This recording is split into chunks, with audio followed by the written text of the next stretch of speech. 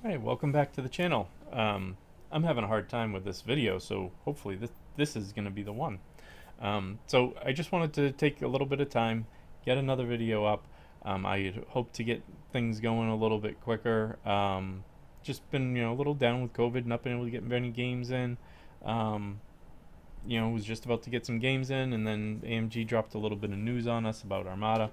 That got me down again a little bit. Also had some computer issues and have had to reconfigure my computer, and hopefully this is going to be the one. So, anyways, on August 20th, we got some news from AMG about the fact that Armada had no more um, releases in the works and no development had been started. So, you know, is Armada dead? Well, they said currently in their statement, so that leaves open the possibility that they may in the future decide to develop more ships for Armada. So, sure, we have experienced long gaps between releases in Armada. It's just part of the Armada thing, part of the Armada experience, so to speak, is that we know how to deal with long releases between, um, long gaps between releases. So this could just be another one of those. I have my doubts, though. I am a little bit more pessimistic about this one than others in the past, for a couple of reasons. One, um, as you probably know, Asmodee took the Star Wars licenses, the Star Wars miniature game licenses, Armada, X-wing, and Legion, and took it from FFG, one of the subsidiaries, and moved it to AMG, another subsidiary. And so AMG is supposed to be the subsidiary that's focusing on miniatures games now. AMG, up to that point, only had one game under its umbrella, and that was Marvel Crisis Protocol. It's a game I've never played, but it's obviously been successful. It's sold really well. I see it being played and talked about all the time. So I'm confident it's a good, successful game. Even though sales are everything. So if it's selling, then they're going to keep producing it. So our three Star Wars games got moved over to AMG, a little while ago, and we've continued to get releases for all three games. But those releases were all releases that had been developed at FFG and just moved over to AMG, and AMG is now announcing and doing those releases. Um, it just so happens that Armada was the first game that they ran out of new content for first. When they moved all of the games from FFG to AMG, for the most part, the development teams for those games did not move with the games to AMG. And that's most of the problem. AMG is going to have to rebuild teams for all three games if they're going to keep all three games going. They're going to have to learn the games, and then they're going to have to figure out how to balance new content with the old content. Three really well balanced, good games.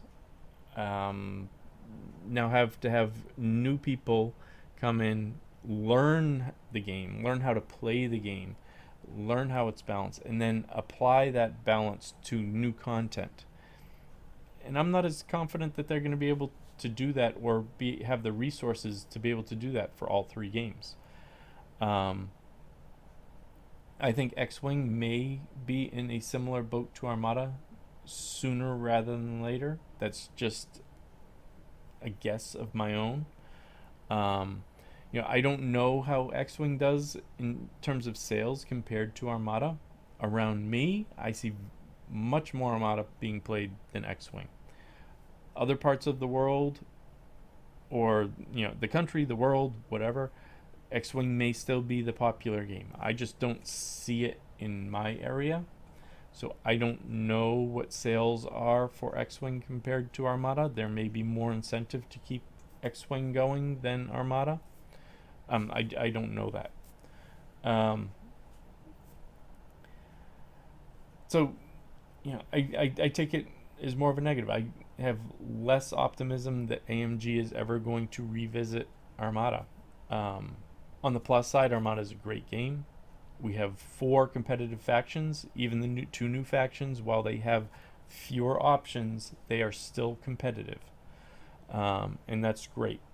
Would I like to see the new factions fleshed out a little bit more? Squadron pack for each one, a couple more ships for each one? Yes. Um, and I think if we ever get anything more for Armada, that's what we're going to get. I don't. Things would have to change drastically for us to get more Empire and Rebels content. I think that ship is, in my mind, sailed. And if we see anything, it's going to be Clone Wars content in order to flesh out those 2 new factions. Um, you know, but I don't have confidence that that's going to happen. Sure, AMG, if they wanted to create some content for Armada, they could. Um, One easy thing would be to take the ships from the starters and make them their own individual releases. Take the cards from the starters, split them up, um, and take and include their ship cards and all of that, and we could have those individual releases. Granted, the larger ships from the starters are going to be more popular than the smaller ones, but they would have to figure that out and do the computations for that so that they don't produce too much of one ship and not enough of another. But that's for experts who are not me to figure out. There are a couple of ships that we already have in one faction that could be moved to another faction. Something like the Architans, that's probably the most obvious one. The Architans could have rules developed for the Galactic Republic, and still use the same model from the Empire. It could even be that they don't even produce and ship the model. If you want the model, you have to get the Empire version, which is hard enough to get as it is. We won't talk about that. But they could, if they wanted to, just create a cardboard pack that has the ship token, some new upgrades, new commander, put that in a small package, and sell that as an expansion for the Galactic Republic. Not ideal, but it's something that could be done. I have to think that producing and getting card stock and cardboard out is a lot easier than pre-painted models that have to be assembled and painted. It's got to be easier if they wanted to do that. I have very little confidence that that is something that they want to do.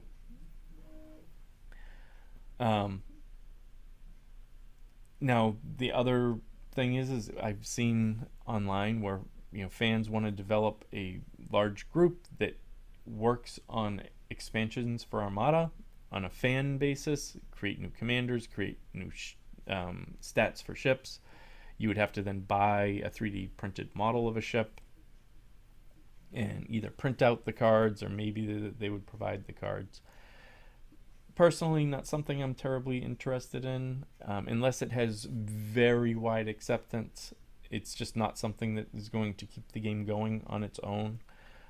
For one, even if it does gain wide acceptance, how do you get new players into Armada if AMG stops producing the stock? Sure, they've said for now that they're going to keep reprinting things, but eventually, without new content, that has to stop as well. So, all the more power to people that want to create their own fan stats and fan, ships and fan content. But I do think that you're going to run into problems with that as well. If they do become widely accepted, all of a sudden you're going to start to hear from AMG or Lucasfilm, lawyers, because it's a Star Wars, game. It's Star Wars content that you're creating. Unless you make everything very generic, and then who's interested in playing, generic clone guy 1 on a ship? People want the named characters. They want recognizable named ships. Um, I just don't see that being something that's going to happen. I think the one hope that Armada has is that in 6 months, 18 months, 2 years, AMG decides, hey, we've got these other games in a good place. Let's revisit Armada and see if we can get another release out and do that. That's a possibility. I just don't have a lot of confidence in it. Now, as far as X-Wing and Legion go, I think X-Wing is probably in a similar boat to Armada. Legion, I think, has a little bit more hope. Legion is at least marketed and sold in a similar way to Marvel Crisis Protocol. Unpainted minis that you have to assemble and paint yourself. I think one of the first things that we may see from AMG is that Legion is going to get an alternate rule set. That alternate rule set will use the named characters from Legion and apply a Crisis Protocol type rule set to those for quicker, smaller, shorter games. Not something I'm interested in. I think that's a little bit of a cop-out on AMG's part. If they do that, do I think it's probably the easiest thing for them to do? I do. So that's why I think that might be what they do first before they develop new characters. Because they still have to learn Legion and learn the balance of Legion. Figure out what works and what doesn't. What's going to break the game, what's not. And that's my biggest fear, is that when AMG starts releasing things for the games that they're going to continue creating things for, is they're not going to be well versed enough in the game that they're not going to break something. And that's just my worry. So those are my general thoughts. I didn't intend this to be a very long video, but I think I'm going to cut it off there. I do have plans for my channel. I do want to start doing other games, not necessarily Star Wars games, but I'm going to do some content for some other games. I'll probably have another video that's just talks about a slight change in direction for the channel, to explore other content other than Armada and a little bit of Legion. But thank you very much for watching. Thank you for subscribing to my channel. The channel's not dead. Armada's not dead yet. As long as we keep playing it, it will be alive. And I am going to keep playing Armada for as long as I have friends that still want to play Armada. So, thank you very much. We'll see you next time. Keep on playing.